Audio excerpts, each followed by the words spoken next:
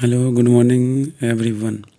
हम इस वीडियो में बिहार बोर्ड के द्वारा जारी किया गया ऑफिशियल मॉडल पेपर केमिस्ट्री जिसका सलूशन हम 1 से 40 तक बता दिए हैं और इस वीडियो में प्रश्न 41 से 70 तक का सलूशन बताएंगे। इसमें प्रश्न 41 है कि निम्नलिखित में कौन जेम हाइलाइट है। Which of the following is a जेमे हेलाइड। तो इसमें जेमे हेलाइड हो जाएगा ऑप्शन ए CH3CHBr2। अगला प्रश्न है कि निम्नलिखित में किससे क्लोरोफॉर्म बनता है। तो क्लोरोफॉर्म मेरा प्रोपेन 2ऑल से बनता है, यानी कि ऑप्शन डी। अगला प्रश्न है कि एल्कील हैलाइड का उपयोग निम्नलिखित में किसे बनाने में होता है। तो इसका सही जवाब होगा इस सभी में यूज होता है।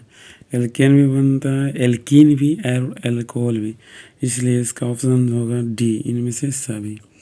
अगला प्रश्न है कि निम्नलिखित में कौन सेकेंडरी अल्कोहल को निरूपित करता है। तो सेकेंडरी अल्कोहल को निरूपित करता है ऑप्शन बी।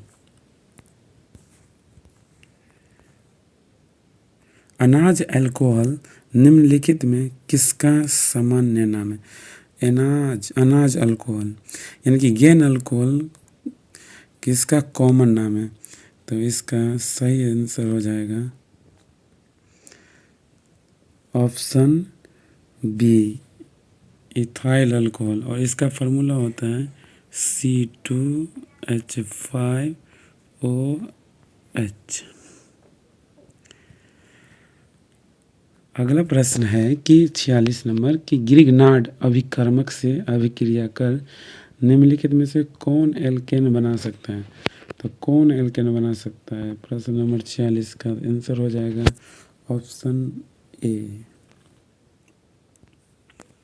अगला प्रश्न है जो बहुत इंपॉर्टेंट है कि अभिक्रिया RCOCl प्लस H2PD कैटलिस्ट है BSO4 और इसका निकलेगा RCHO प्लस HCl को कहते हैं रोजमोंड रिएक्शन। ऑप्शन बी सही होगा।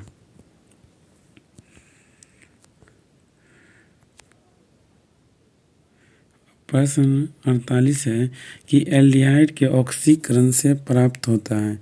तो एल्डिहाइड के ऑक्सीकरण से प्राप्त होता है हमको एसिड प्राप्त होता है, फॉर्मिक अम्ल प्राप्त होता है, यानी कि ऑप्शन डी। अगला प्रश्न है कि निम्नलिखित में कौन कैनजारो अभिक्रिया नहीं देता है। तो कैनजारो अभिक्रिया मेरा नहीं देगा option B, acetaldehyde. 50 number question है कि यूरोट्रोपियन निम्नलिखित में से किसकी अभिक्रिया अमोनिया से कराने पर बनता है। यूरोट्रोपियन जो है किसके अभिक्रिया अमोनिया से कराने पर हमें प्राप्त होता है। तो फॉर्मल्डिहाइड के साथ आप अभिक्रिया करा दीजिए तो आपको अमोनिया प्राप्त, यानी कि ऑप्शन बी। निम्नलिखित में कौन सा सूत्र ईस्टर को होता है। ईस्टर को व्यक्त करने के लिए दोनों तरफ R हो और इसके बीच में COO, ये हो जाएगा ईस्टर। फॉर्मिक अम्ल एवं फॉर्मल्डिहाइड को निम्नलिखित में किसके द्वारा विभेद किया जा सकता है। प्रश्न 52। तो इसका आंसर है NaHCO3, ऑप्शन डी। निम्नलिखित में कौन सबसे सबल अम्ल है, स्ट्रॉन्गेस्ट एसिड कौन है निम्न में। तो 53 का सही जवाब हो जाएगा डी।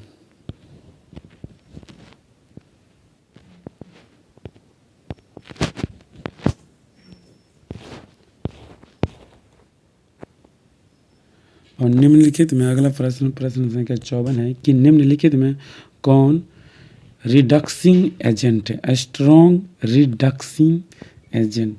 तो इसका सही आंसर हो जाएगा 54 का सी, मेथेनोइक अम्ल। निम्नलिखित में किसके द्वारा कार्बोक्सिलिक अम्लों को सीधे प्राइमरी अल्कोहलों में अवकरित किया जा सकता है? तो इसका ऑप्शन ए हो जाएगा लिथियम एल्युमिनियम हाइड्रेट। निम्नलिखित में कौन सेकेंडरी अमीन है? सेकेंडरी अमीन है प्रश्न संख्या 56। तो इसका सही जवाब हो जाएगा ऑप्शन डी सेकेंडरी अमीन। प्रश्न मिथाइल आइसोसाइनाइड का अनुसूत्र होता है मिथाइल आइसोसाइनाइड MIC। ये भोपाल कांड से रिलेटेड है और इसका फार्मूला होता है CH3CNO, यानी कि ऑप्शन बी। निम्नलिखित में किसके जलांशन से प्राइमरी एमीन बनता है? तो ऑप्शन डी एल्किल आइसोसाइनाइड के जलांशन से हमें प्राइमरी एमीन बनता है। प्रश्न 59 है कि एमीन बोले तो NH3 में परमाणु का है तो एमीन यानी कि ये N के इधर H होगा तो ये हो जाएगा इसका हाइब्रिडाइजेशन sp3 यानी कि ऑप्शन सी। सुक्रोज के जलांशन से प्राप्त होता है। सुक्रोज के जलांशन करने पर हमें ग्लूकोज और फ्रक्टोज यानी कि ऑप्शन सी सही होगा।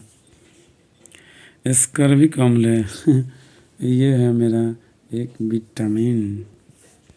और निम्नलिखित में कौन सेल के आनुवंशिक चरित्र को दर्शाता है? आनुवंशिक चरित्र को दर्शाता है मेरा deoxyribonucleic acid DNA। It is B यानी कि इसका सही जवाब होगा बी। साबुन है। साबुन क्या है? तो ये है मेरा साल्ट ऑफ फैटी एसिड यानी कि ऑप्शन सी वसा अम्लों के लवण है साबुन। निम्नलिखित में कौन प्राकृतिक बहुलक है? प्राकृतिक बहुलक है मेरा protein. Option A is right answer. समबहुलक का उदाहरण है समबहुलक का उदाहरण है ऑप्शन नंबर बी नाइलॉन 66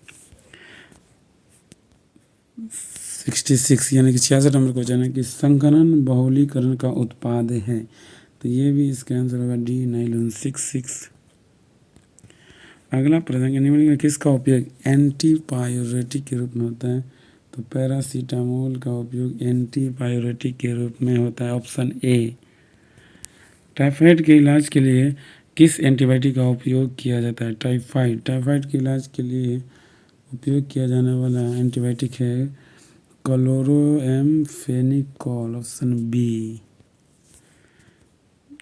प्रश्न 69 है कि भोपाल हादसे में जो विषैली गैस निकली थी वो अभी बताए हैं ऑप्शन बी CH3CNO है या NCO है।